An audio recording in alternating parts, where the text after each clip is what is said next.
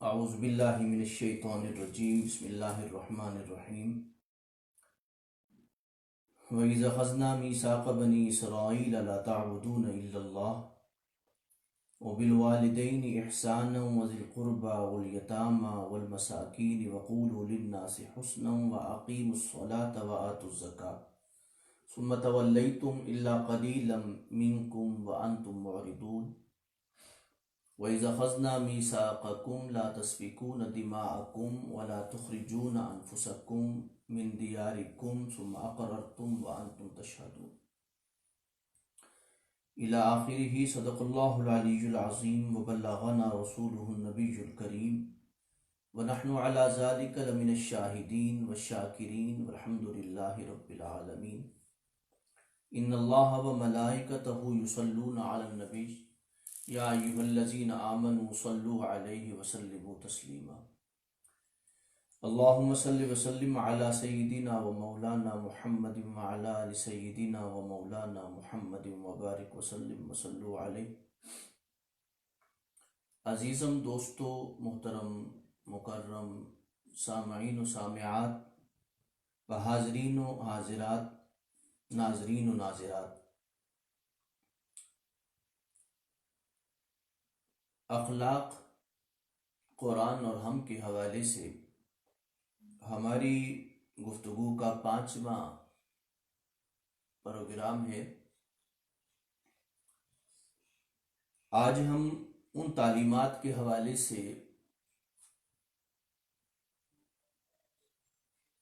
جو قرآن مجید نے دی ہیں، اور قرآن مجید اس حوالے سے فرماتا ہے کہ ہم نے اس بات کا وعدہ اور ان پہ عمل کرنے کا وعدہ ہم نے بنی اسرائیل سے بھی لیا تھا. اس کا مطلب یہ ہے کہ یہ تعلیمات ایسی ہیں جو نتیجہ خیز ہیں، ثمر آور ہیں، اور انسان اگر انہیں عمل میں لاتا ہے تو سائنٹیفک نتیجہ اس کا نکلتا ہے. ہزاروں سال سے انسان ان تعلیمات کے حوالے سے عمل پیرا بھی ہے اور عمل پیرا نہیں بھی ہے. جو عمل کرنے والے ہیں ان کے اعمال کے نتائج اور ہوتے ہیں، اور جو عمل نہ کرنے والے ہیں ان تعلیمات پہ، ان کے اعمال کے نتائج اور ہوتے ہیں. جو ان تعلیمات پہ عمل کرنے والے لوگ ہیں ان کی عادات اور خصائل اور ہوتی ہیں، اور جو ان تعلیمات پہ عمل کرنے والے نہیں ہیں ان کے عادات و خصائل اور طرح کی ہوتی ہیں. تو قرآن مجید نے 2 مقامات پہ کسی حد تک تفصیل کے ساتھ اسے بیان کیا. سورہ بقرہ میں اللہ نے بنی اسرائیل کے میثاق کے طور پہ اسے بیان کیا، اور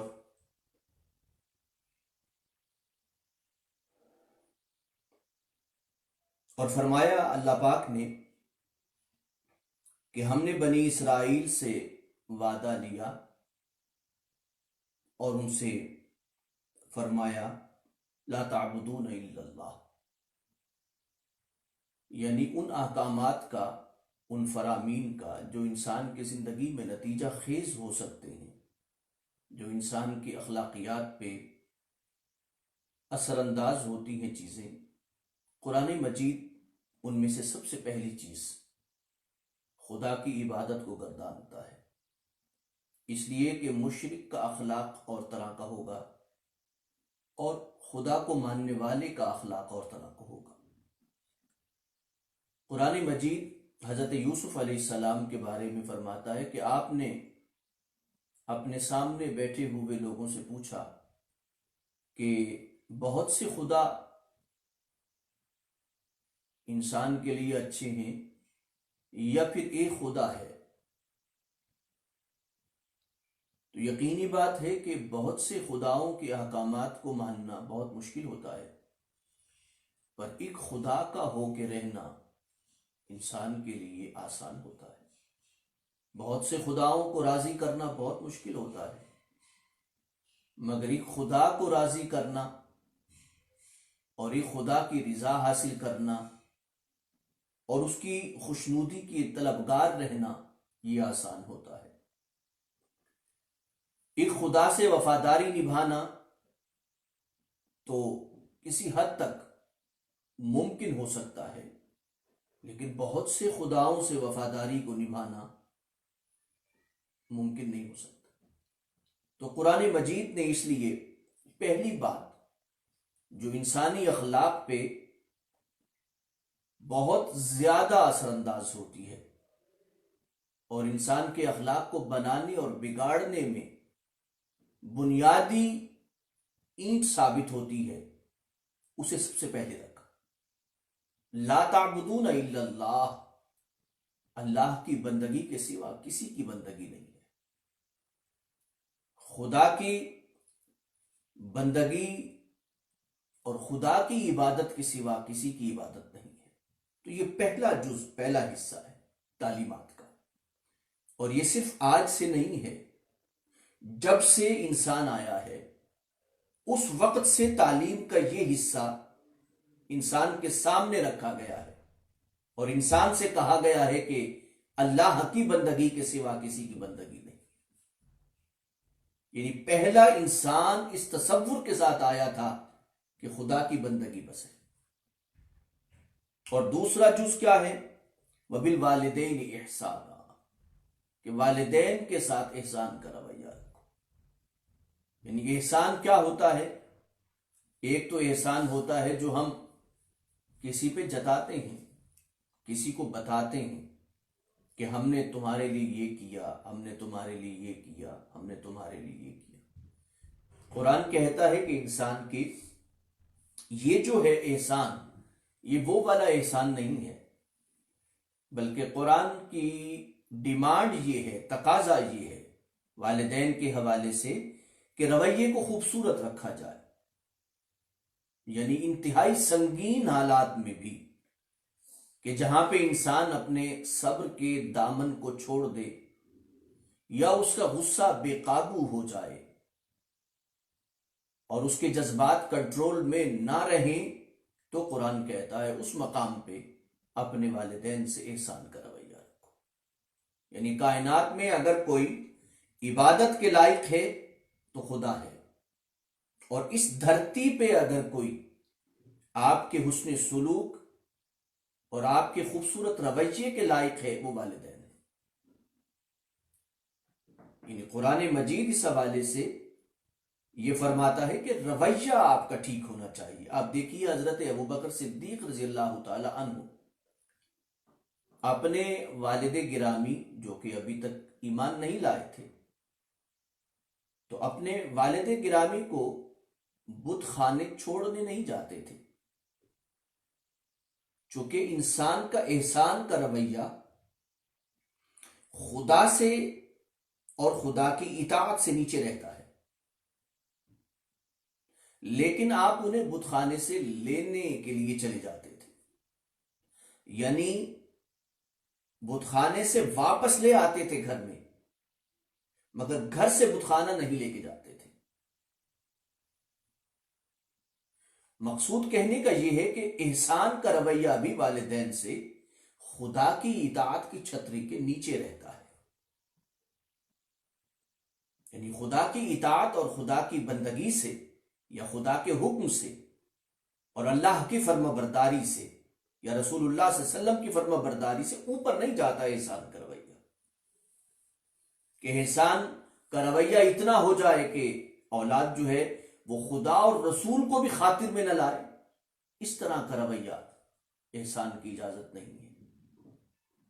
ابھی فی الحال میں تھوڑا بہت روشنی ڈالتے ہوئے آگے جاؤں گا، انشاءاللہ اللہ نے زندگی دی تو ہم ان پہ ایک ایک پوائنٹ پہ انشاءاللہ تفصیل سے بات کریں گے۔ قرآن نے کہا کہ والدین سے احسان کا رویہ، اس کے بعد قرآن کہتا ہے کہ آپ کے آس پاس کا ایک ماحول بنتا ہے رشتہ داری سے۔ رشتہ دار کبھی اچھے بھی ہوتے ہیں کبھی غلط بھی ہوتے ہیں،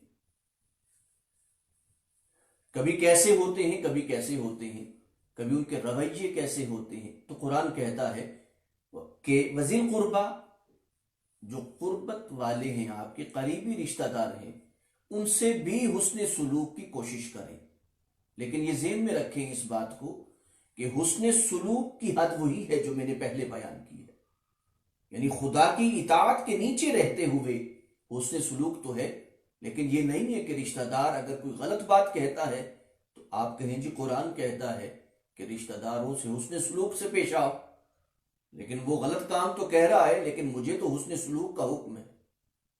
یعنی غلط کام نہیں کرنا ہوتا پر حسن سلوک سے پیش آنا ہوتا ہے۔ کسی کے غلط کام پہ، کسی کی غلطی پہ ضروری نہیں ہوتا کہ آپ اس کی بات کو مانیں، آپ بڑے احسن طریقے سے اس سے معذرت کر سکتے ہیں۔ آپ یہ کہہ سکتے ہیں کہ یقیناً آپ میرے لیے قابل احترام ہیں، مگر یہ جو عمل ہے یہ دائرہ خدا بندی سے اور دائرہ مصطفی سے باہر نکلتا ہے، یعنی اللہ اور اس کے رسول کے احکامات سے چونکہ باہر جاتا ہے، لہذا میں آپ سے حسن سلوک کا پابند تو ہوں مگر اس حدود کے اندر ہوں، اس لیے آپ کی اس غلط بات پہ میں آپ سے معذرت کر سکتا ہوں۔ آگے ہے قرآن مجید نے فرمایا والیتاما، معاشرے میں جو یتیم ہوتا ہے یعنی جس کا والد فوت ہو جائے اور وہ بچہ بے سہارا ہو جائے تو اسے کوئی سنبھالنے والا، کوئی خیال رکھنے والا، اس کی خودداری، اس کے ناموس، اس کی عزت اور اس کی عزت نفس کا خیال رکھنے والا انسان یہ سمجھتا ہے کہ لاوارث ہے، اس کا کوئی والی وارث نہیں ہے، سو جو چاہتا ہے اس پہ ظلم کر دیتا ہے۔ قرآن مجید فرماتا ہے اگر یتیم کے پاس مال ہے اس کا اپنا، وہ چاہے زمین کی صورت میں ہے، چاہے مال کی صورت میں ہے، جاگیر کی صورت میں ہے، مکان کی صورت میں ہے، اگر کوئی شخص اسے ہتھیاتا ہے یا کھاتا ہے، قرآن کہتا ہے کہ وہ اپنے پیٹ میں آگ بھر رہا ہے۔ انما یأکلون فی بطونہم نارا، وہ یتیم کا مال نہیں کھا رہا، وہ یتیم کی جاگیر پہ قبضہ نہیں کر رہا، وہ گویا اپنے پیٹ میں جہنم کے انگارے بھر رہا ہے۔ رسول اللہ صلی اللہ علیہ وسلم نے فرمایا، آپ نے فرمایا اس کائنات میں بہترین گھر وہ ہے کہ جس میں ایک یتیم عزت نفس کے ساتھ رہے، ایک یتیم خودداری عزت نفس کے ساتھ جس گھر میں رہے، اس کائنات کا سب سے زیادہ عزت والا گھر وہی ہے۔ انسان کو یتیم بچوں کو لاوارث نہیں سمجھنا چاہیے، ان کے ذہن میں رہنا چاہیے انسانوں کے کہ ان کے وارث اللہ اور اس کے رسول ہیں۔ قرآن مجید اس لیے فرماتا ہے کہ جب تم یتیم بچوں کا مال کھانے کا سوچو بھی، مال کھانے کا ارادہ کرو تو ذہن میں رکھو اس بات کو کہ ممکن ہے کہ تمہیں آج موت آ جائے اور تمہارے بچے بھی جس طرح تم دوسرے لاوارث کے مال کو کھانا چاہتے ہو سکتا ہے کہ کل تمہارے بچے بھی لاوارث کہلائیں اور تمہارے اعمال کی سزا بھگتیں۔ تو قرآن مجید اس لیے فرماتا ہے یتاما، یتیموں کا خیال رکھو، والمسکین، اور مسکینوں کا خیال رکھو۔ مسکین یقیناً وہ حاجت مند ہے، ضرورت مند ہے۔ حاجت مند کوئی طرح بھی ہو سکتا ہے، کھانے کی حاجت ہو سکتی ہے، لباس کی حاجت ہو سکتی ہے، چھت کی ضرورت ہو سکتی ہے، اور تعلیم کی ضرورت ہو سکتی ہے، یا اسے روزگار کی ضرورت ہو سکتی ہے۔ والمسکین حاجت مند ہے، ضرورت مند ہے، یعنی اس کے پاس زندگی گزارنے کے جو اسباب ہیں یا وسائل ہیں یا ضروریات ہیں اس کے پاس نہیں ہے، تو اسے بھی لاوارث نہ سمجھو، بے سہارا نہ سمجھو، اس لیے کہ جس اللہ کی یہ دھرتی ہے وہ مسکین بھی اسی کا بندہ ہے۔ جو لوگ مسکین، یتیم، بیوہ اور کمزور لوگوں کو لاوارث سمجھتے ہیں، سب سے زیادہ وہی لوگ لاوارث ہو کے مرتے ہیں کہ ان کا کوئی والی وارث نہیں ہوتا، اس لیے کہ جو اس دھرتی کا مالک ہے، اصل وارث وہی ہے انسان کا۔ انسان کو اپنے مال، اپنے منال، اپنی زمین، اپنی جاگیر پہ تکبر کی بجائے اور ظلم کا میدان گرم کرنے کی بجائے انسان کو سوچنا چاہیے کہ انسان نے چلے جانا ہے، اصل وارث جو ہے، جو بچہ یتیم ہوتا ہے یا جو انسان مسکین ہوتا ہے یا جو شخص ضرورت مند ہوتا ہے، اس کا یہ مطلب نہیں ہوتا کہ بھئی وہ ضرورت مند کیوں ہوا ہے، اس کا یہ مطلب بھی نہیں ہے کہ اللہ کے ہاں اس کی کوئی عزت نہیں ہے، اس کا کوئی وقار نہیں ہے۔ ہو سکتا ہے کوئی یتیم بچہ کسی کے دروازے پہ آزمائش بن کے چلا جائے، ہو سکتا ہے کوئی مسکین اور ضرورت مند انسان کسی کی دہلیز پہ دستک دیتا ہے دروازے پہ، تو ہو سکتا ہے کہ کوئی مسکین دستک نہ دے رہا ہو بلکہ اس انسان کی آزمائش دستک دے رہی۔ جس طرح رسول اللہ صلی اللہ علیہ وسلم نے فرمایا کہ قیامت کے دن ایک انسان جائے گا اللہ کی بارگاہ میں، اللہ فرمائیں گے کہ میں تیرے پاس آیا تھا، پیاسا تھا، میں بھوکا تھا، میں ضرورت مند تھا، میں سائل تھا، تو نے مجھے نہیں پوچھا۔ تو وہ حیران ہو کے کہے گا بارے الہ، باری تعالیٰ، یہ کیسے ممکن ہے کہ آپ میرے پاس سائل بن کے آئیں؟ تو اللہ فرمائیں گے کہ فلاں بندہ فلاں وقت میں فلاں لمحوں پہ اس نے تیرے دروازے پہ آ کے دستک دی تھی اور تو نے اسے پانی پوچھنا بھی گوارا نہیں کیا تھا۔ فلاں یتیم نے، فلاں مسکین نے، فلاں ضرورت مند نے تیرے دروازے پہ دستک دی تھی، پر تو نے ان کی ضرورت کو پورا نہیں کیا۔ تو قرآن مجید اس حوالے سے فرماتا ہے کہ جو ضرورت مند ہے اسے آپ لاوارث نہ سمجھیں، اللہ اس کا وارث ہے۔ قرآن مجید آگے فرماتا ہے وَقُولُوا لِلنَّاسِ حُسْنًا، عمومی طور پہ آپ کا رویہ، آپ کا حسن سلوک کا ہو۔ یعنی یاد رکھیے، ذہن میں رکھیے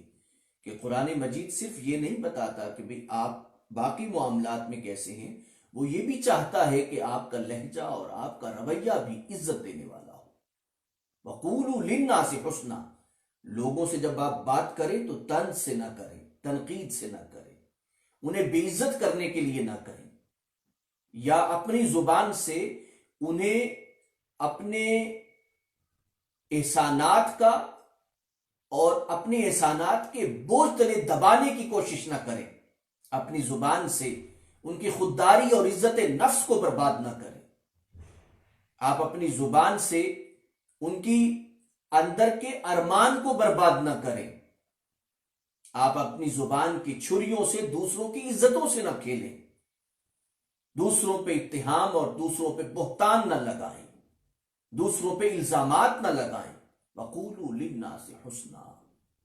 جب آپ لوگوں کے بارے میں بات کریں، لوگوں کی خاطر جب بات کریں تو آپ کا کلام بہت اچھا ہو، خوبصورت کلام ہونا چاہیے۔ قرآن مجید آگے فرماتا ہے وَأَقِیمُوا الصَّلَاةَ، نماز کو قائم کرو، اس لیے کہ نماز صرف اس لیے ہوتی ہے کہ انسان کا ربط خدا سے رہے۔ جب انسان کا ربط خدا سے رہتا ہے تو اسے اپنی تربیت کرنا، اپنی ذات کی تربیت کرنا آسان ہو جاتا ہے۔ انسان کا جب ربط خدا سے ٹوٹتا ہے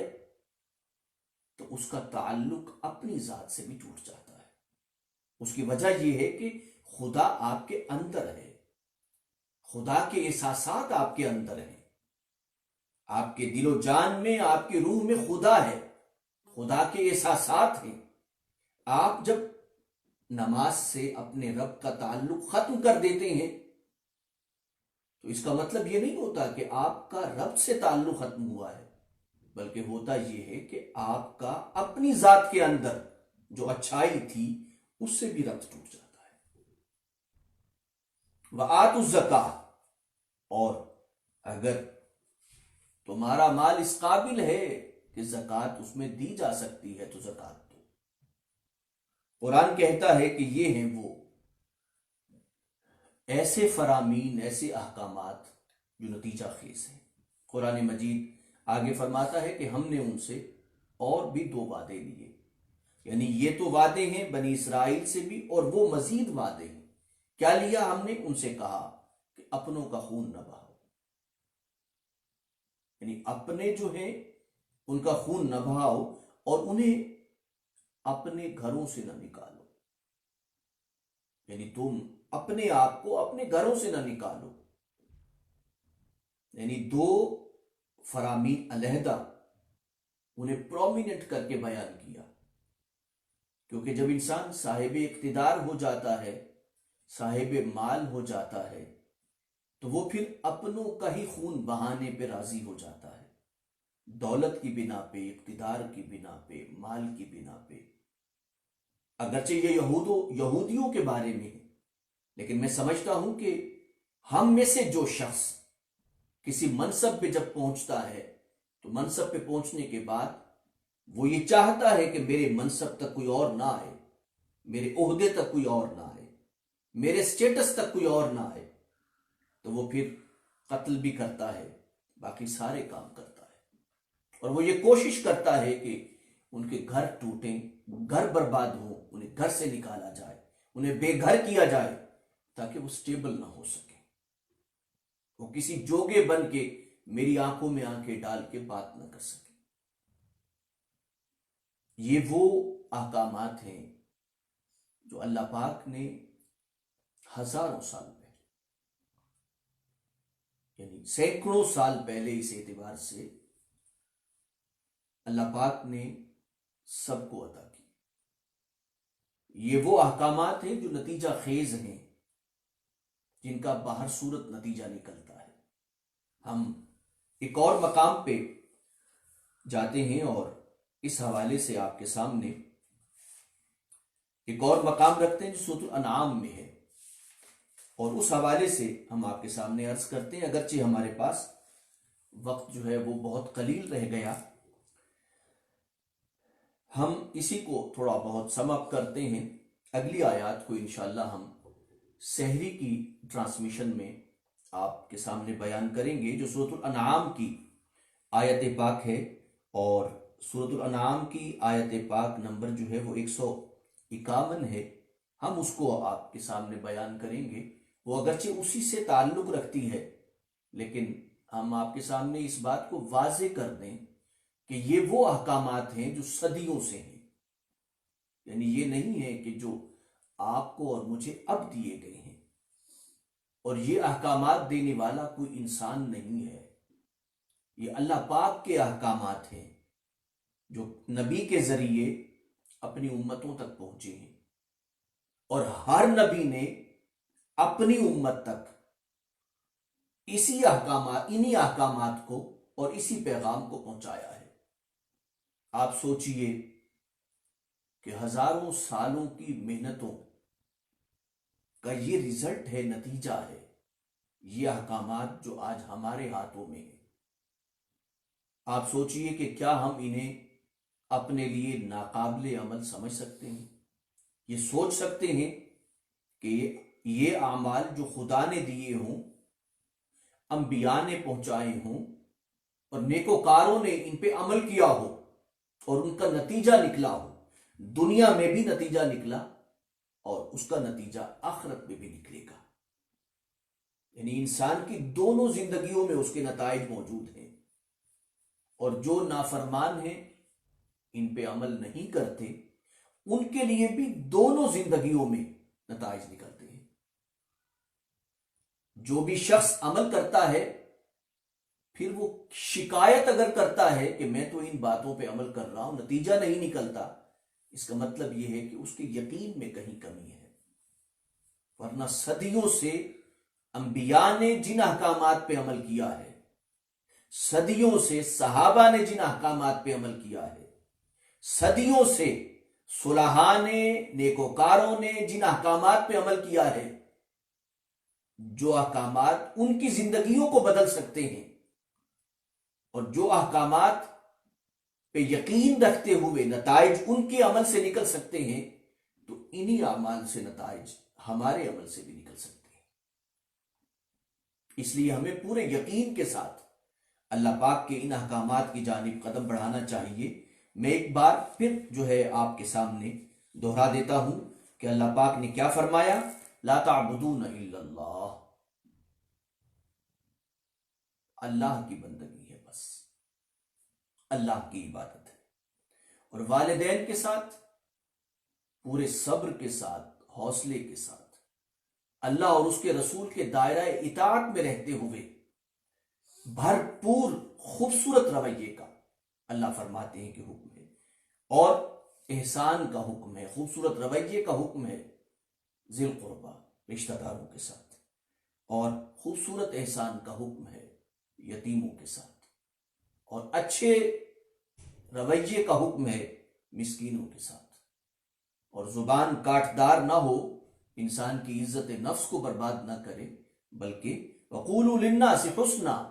انسانوں کے لیے بہت خوبصورت لہجہ اختیار کیا جائے،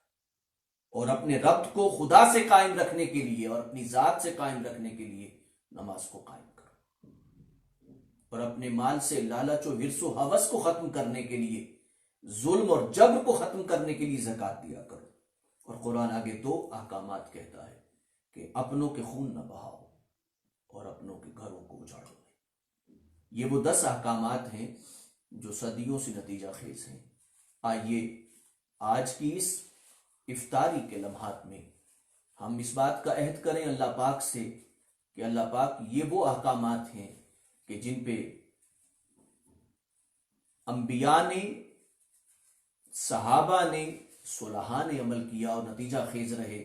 مالک آج کی افطاری کے صدقے میں اور آج کی روزے کے صدقے میں ہمیں ان احکامات پہ عمل کرنے کی توفیق عطا فرما، اور ہمارے یقین کو اتنا گہرا فرما، اور ان اعمال کے عمل کے بعد ہماری زندگی میں بھی ان اعمال کو نتیجہ خیز فرما۔ اللہ پاک ہمیں عمل کی توفیق عطا فرمائے، آمین ثم آمین، وما علیہ الا البلاغ۔